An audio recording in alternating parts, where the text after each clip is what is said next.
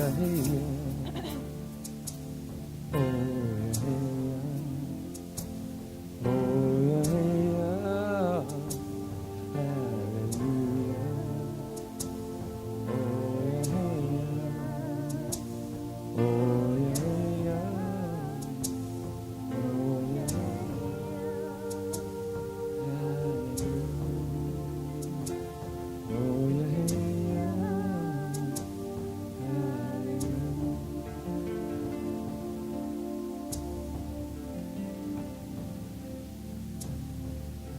And we feel it, we know it, we hear it.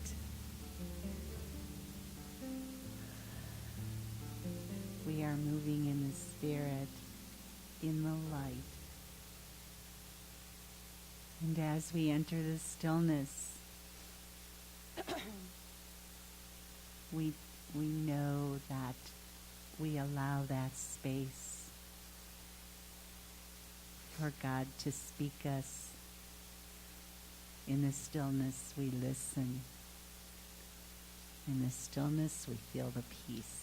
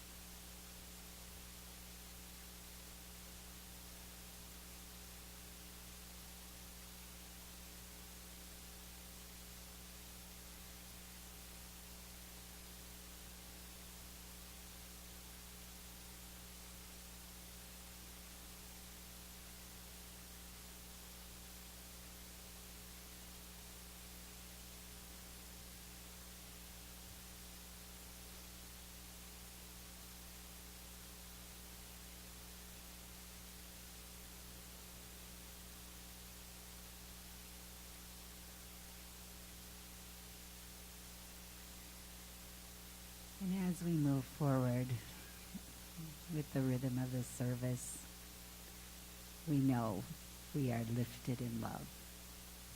Namaste. Namaste.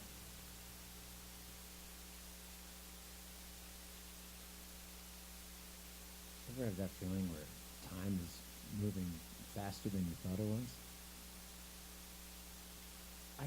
That is the first time we've played that song this year in 2018. I couldn't believe that. So that was introduced to me by our sound person, Diane, back there. I said, any song you want us to do?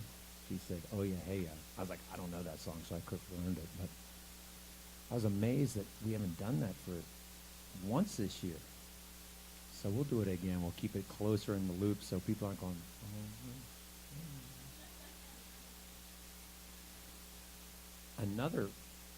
Another piece of evidence that time is moving too fast is I was like, how long has it been since Terry Furlong has been here? It's been forever.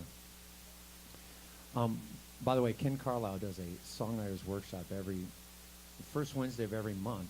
So if you're a budding songwriter, and I've been busting out some new tunes with some people lately. So if you're a songwriter, first Wednesday of the month, and I think that's coming. We are doing that again this month. So if you can make it, come to that. And one of my favorite songwriters of all time, Mr. Terry Furlong, ladies and gentlemen.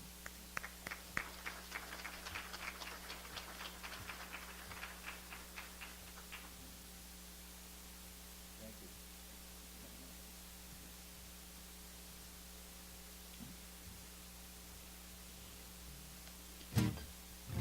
It's good to be back here. It's been a while.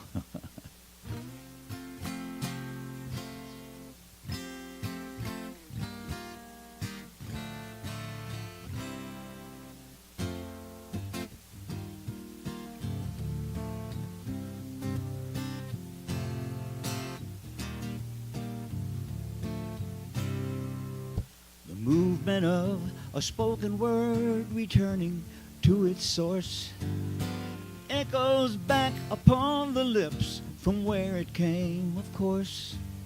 It's better when the words are good, not hard to understand. A fairy tale is not a lie, believe it. believe it if you can.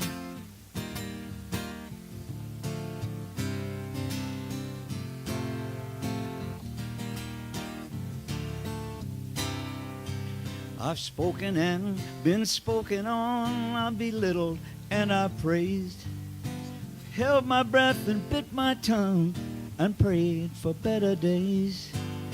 I've entertained the darker side and Mary's only son. Though I'm told there is a difference, I'm also told there's none.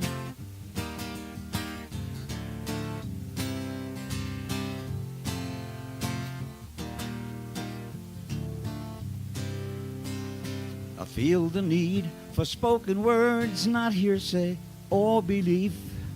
But I always find that when one speaks, truth is what we need.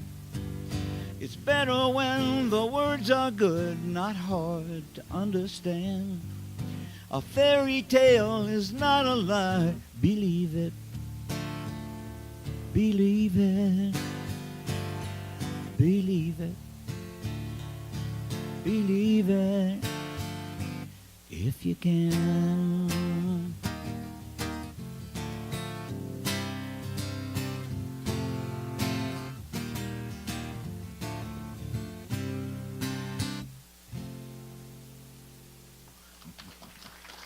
Thank you.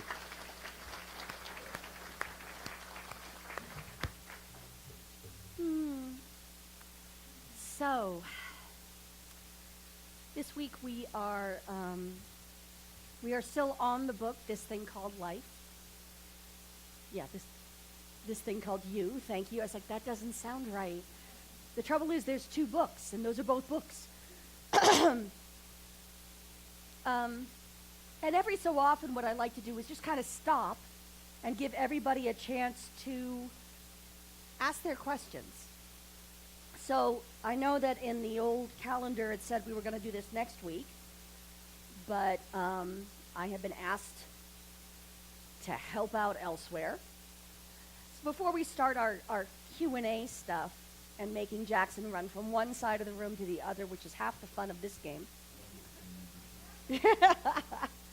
I just want to say there are no questions that are off limits about this philosophy. If there's something that I've said that doesn't make sense, I may or may not remember saying it, but I'll do the best I can to clarify. And this week I'm going to ask for your prayers as I go out to New Mexico, to Albuquerque Center, as they are going through some really rough stuff. And I'm going to try and be supportive of them and give them some tools to use, but I will have one day. Yeah, no problem. Here, talk fast. So just know with me, please, that God is right where they are, too. And so as they walk through their big transitions, I have absolutely no fear that they're going to come out the other side. They're going to be great. They're already great. They just can't see it. And so we'll see it for them until they can see it for themselves. Okay? Awesome. So, some people call this Stump the Minister, but I don't have any problem saying I don't know.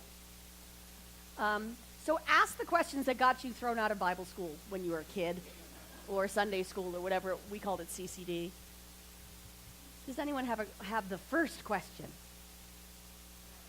Awesome. And we're going to have you speak into the mic because this is recorded for the teachers with our... Just a question about what I don't understand about religions. Okay. In general, like I did a Bible study with a friend of mine just to kind of see where she was going in her spiritual life, and it freaked me out completely. And then I started wondering, do I only pick certain things out of the Bible that I like, or out of religious studies? Am I just picking, I like some, and that's why I'm enjoying here right now, because I see that you do celebrate all religions. Mm-hmm. But, like, is that selfish of me to just pick and choose what I like and just ignore the rest? That's a good question. I'm sorry.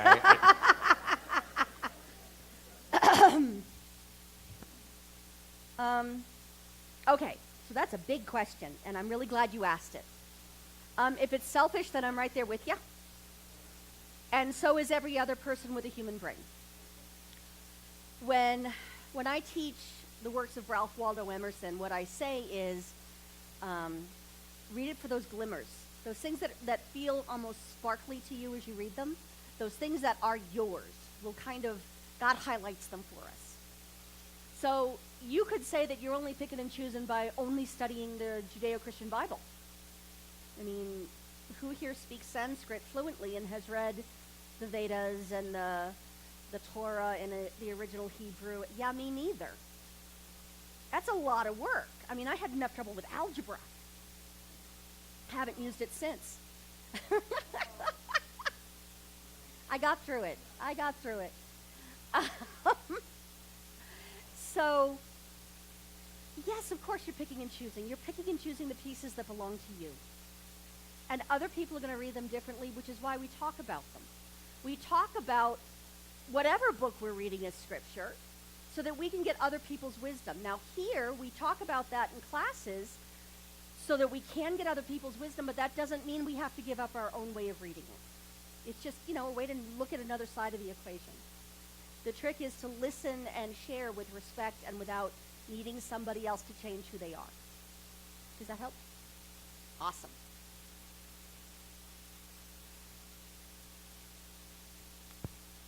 I could do this at home, guys. I do this at home, actually. Questions and answers. So Ken has a question.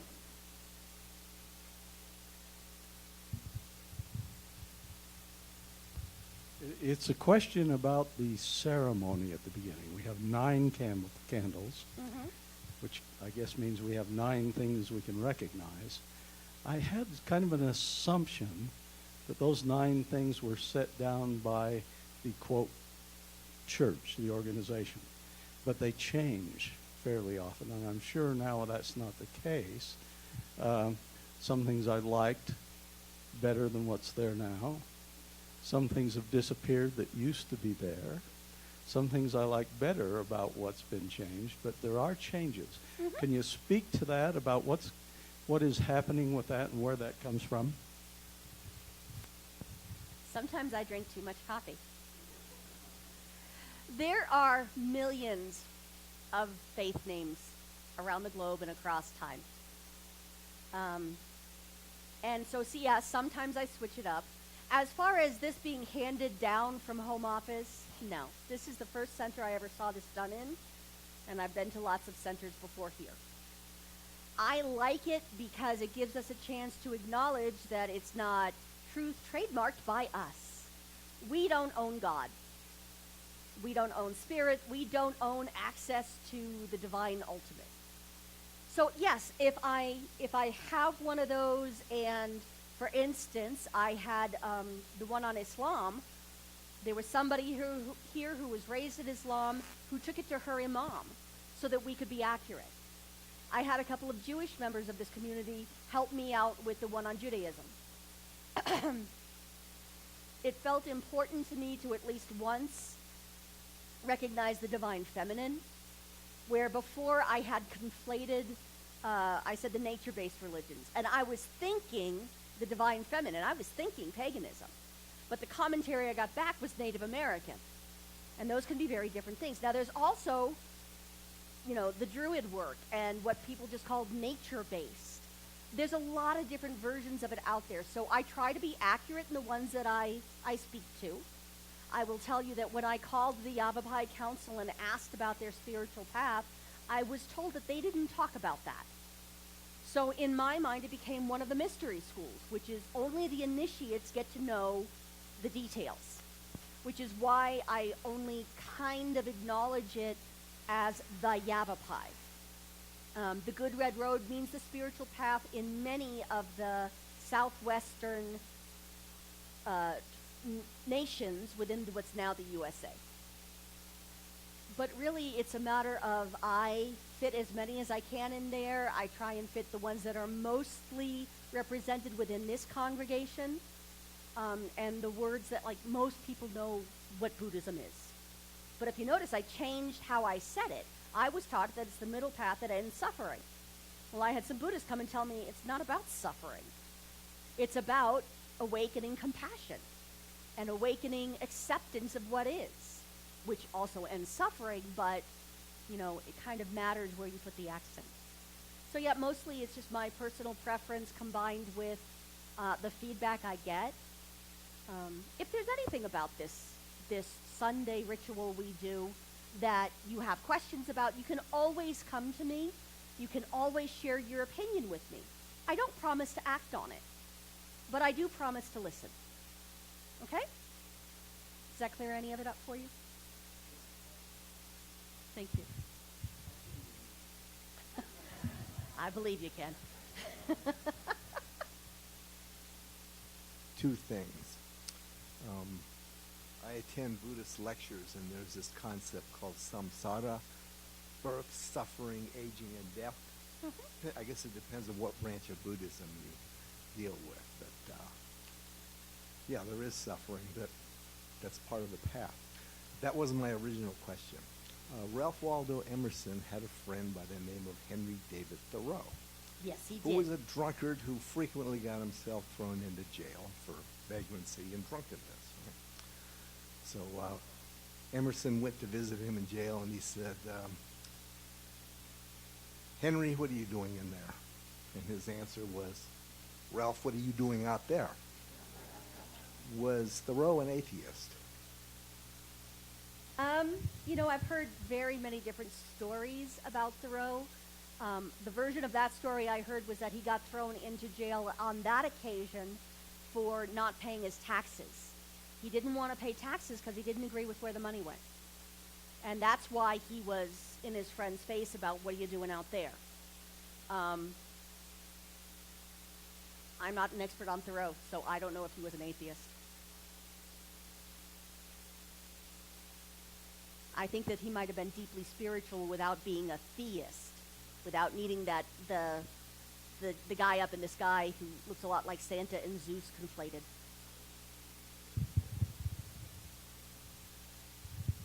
Thanks. Talking about owning the truth. This morning I was watching the news, which I shouldn't do, but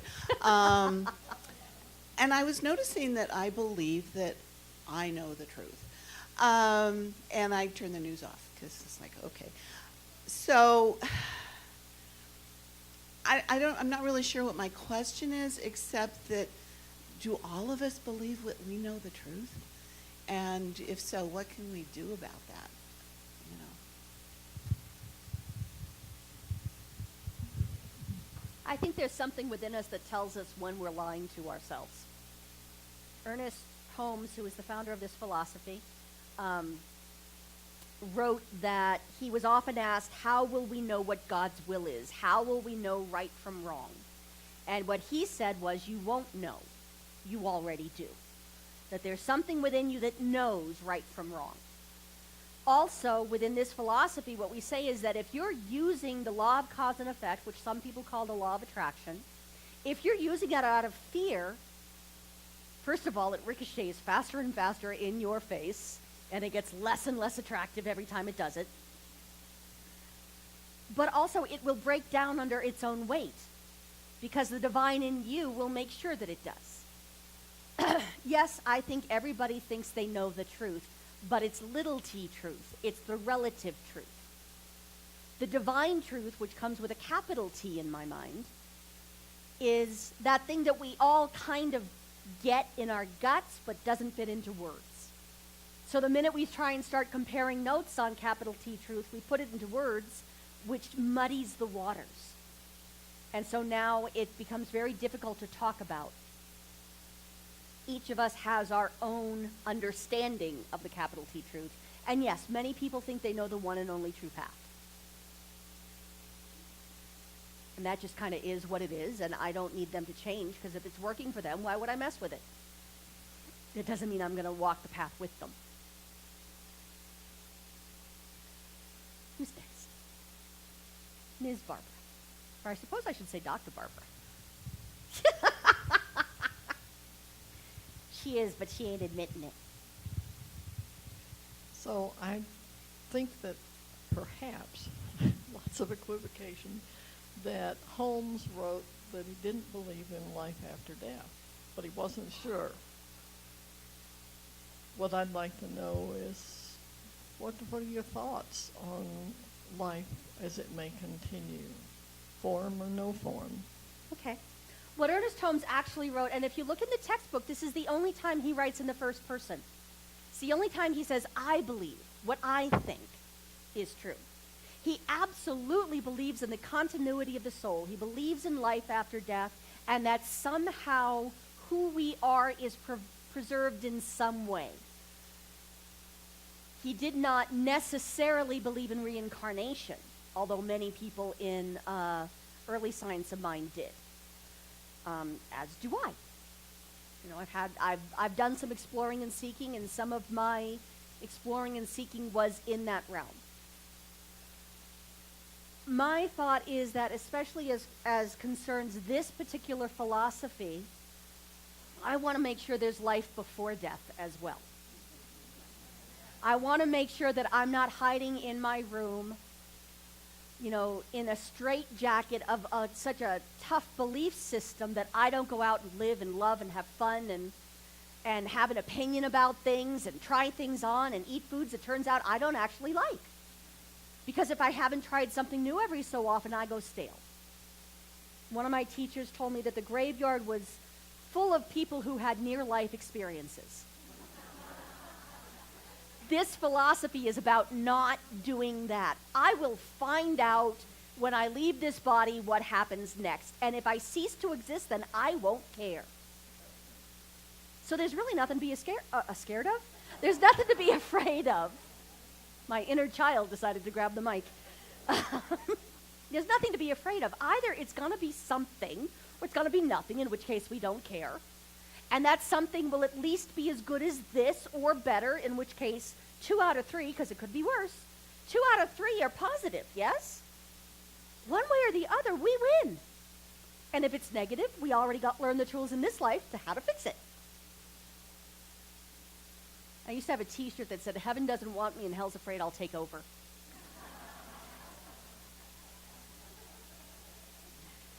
So, and for the record, we don't actually believe in a place called heaven and hell. We create heaven and hell here for ourselves on earth. And so it's really just a matter of what do you want to create for yourself. And if you're in hell, if you're walking through hell, keep walking. And don't buy a condo there. Does that answer your question? I could tell you some stories about my past lives, but it's not appropriate for Sunday.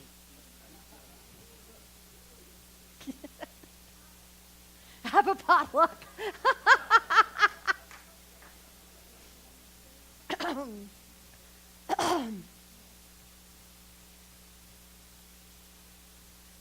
Thank you.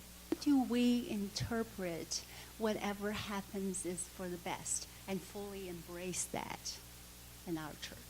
I am so glad you said that. Because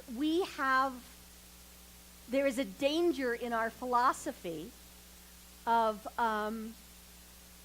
doing what we call spiritual bypass. That's that thing about the metaphysician in hell says, I'm not here and it's not hot. There is a degree to which I absolutely know that no matter what happens to me and no matter how bad it looks in the moment, at some level, something wonderful is happening. As Sue would say, only good can come of this. And by saying that, I make it so. However, we have had many class discussions about, you know, if evil doesn't exist, if everything happens for a reason, then why are children abused? And I'm really glad you pointed that out, because this is our teaching symbol, for those of you who don't know it. The top part is the level of pure spirit. It's that part where it goes beyond words, where it's that gut feeling we all know but can't necessarily put into words in English or any other language. The bottom part is the level of what we call effect. So if that's cause, this is effect. If this is pure spirit, this is the level of the physical. And what we believe is that that is all spirit. It's all God. or all good, if you like Emma Curtis Hopkins' work. When I say everything happens for a reason and it's all for the best, I am speaking from the top of the chart. If I am speaking to somebody who's fully immersed in the bottom, having their experience that is painful and scary, I am not going to probably, God, please don't let me accidentally say something good will come of this while they're still bleeding. If somebody's got cancer or somebody's lost a loved one or somebody's going through a divorce or whatever, their experience may be incredibly painful. And it's okay to label that as bad in the moment. In the moment, we get to be honest about what we're experiencing while not forgetting that at the divine level is a piece of our soul that has never been hurt, that has never been harmed. But both things are true at once, and it's hard when they get mixed up because it sounds like if you're going through something awful, it must be your fault because you created that, or God wants that for you, or God's punishing you for something. No, we don't. Yeah, God's testing you. I sat on my oral panels. I've been ordained. I'm done. At least with that kind of test. Does that answer your question? Okay, good. Let's take a deep breath. And as I said, this teaching is not for everybody. So it's okay when some people get up and leave. If they are going to their good, we'll just know with them that that's absolutely perfect for them. Who else has got a question? Can you just hold on it and speak into the microphone so we can record it? This goes to our teachers in the kids' room, and it's the only way they get to play with us on a Sunday. Thank you. Hi.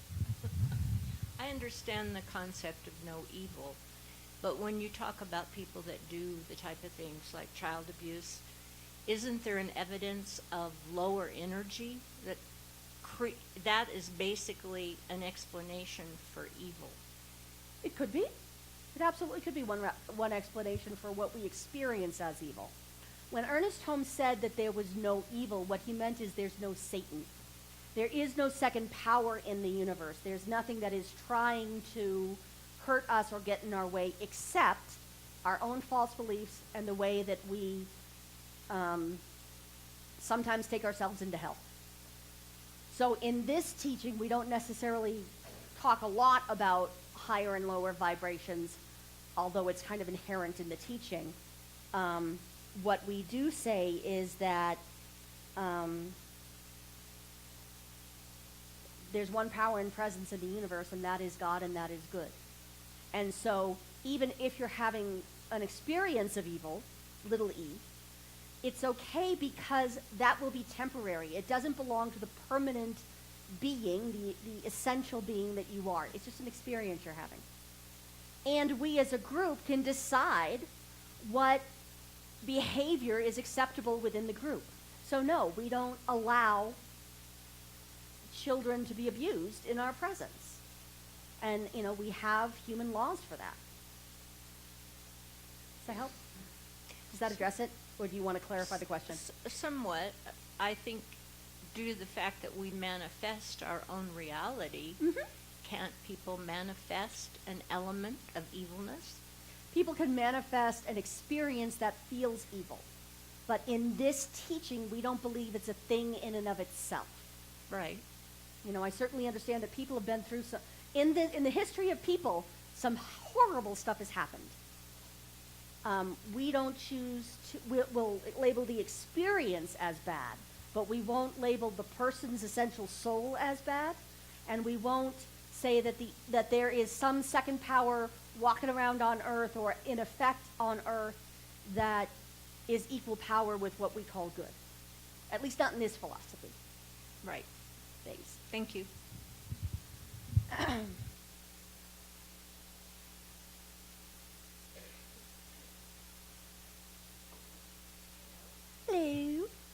Hello. Oh, hey.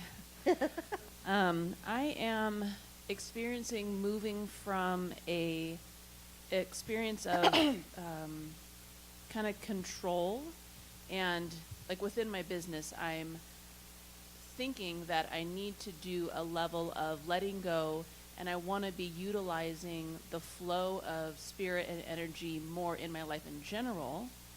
But I kind of keep feeling like I'm retracting. Like I go out a little bit and then I like come back in. How can I be expanding better? Okay. I'll be honest with you, my first thought was Ben and Jerry's. Works for me. So if I understand your question, what's happening is you are working in your own business and you're trying to work within the flow of good. You're trying to manifest a successful business, and every so often you kind of clutch and try and be in control rather than allowing it to happen. Excellent. So this is a typical American issue. Yay, us, we're normal. I tell people I love it when you get me to the normal problems. I know that it's okay now. We talk about this as surrender. And what we're surrendering is a type of control that is fear-based. If I don't do it, no one's going to be there to help me. God doesn't really care what happens to me. That's a personal experience of God. It's our own, it's the God we might have grown up with or that we've been taught exists, but it's really just a very small piece of the puzzle. What's challenging is to keep staying centered in spirit and looking for the next indicated step. So, if I'm doing a budget, the first indicated step might be to find out how much money I make. The next indicated step might be to find out how much money I spend. And then there's the step we all try and avoid, comparing the two. Just because you're doing something that is uncomfortable does not mean you are not on the path. And it's just a matter of being willing to trust that Spirit is leading you, the Spirit within you knows what she's doing and is walking down the path that you have set for yourself. And yeah, there might be moments where your human expectations have you going to fear. That's just kind of how this gig works. And that's why we have practitioners. Who here's ever been to a practitioner to deal with a specific issue? Excellent. A practitioner will, any one of the names and faces that are out on the board that says practitioner, they have their phone numbers underneath their face. Underneath their picture. And you can call them and make an appointment to sit with them for an hour and specifically work on the issue of, for me, I don't know if this is true for you, Joy, but for me, when I start doing that clutch thing, there's a part of me that goes back to an old belief that says love is a lie and I'm not worthy of it anyway, which is an exaggerated statement, guys. I know that love is real. But there's that little old thing in my subconscious that says if I don't do it myself, it will never be done. So I will sit with a practitioner and we will work on that belief and see where it came from and see what the real truth is. That love is eternal and love is omnipresent. And then I can walk out their door having had prayer around that and the healing around that so that I go out and create a different world for myself. So we have tools for that. The other thing that I forgot to say at the beginning of the service is if you are in a situation like that, but you don't know which of the practitioners you would like to sit with, after service there is what we call the 3-minute miracle where you can come up here and sit in prayer with one of the practitioners.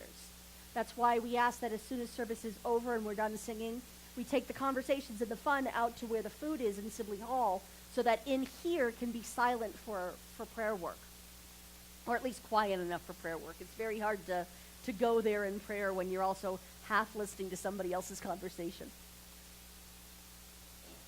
Does that help? Did it? Okay. I asked because I want to make sure that I didn't just go off on a tangent and answer my own question as opposed to hers.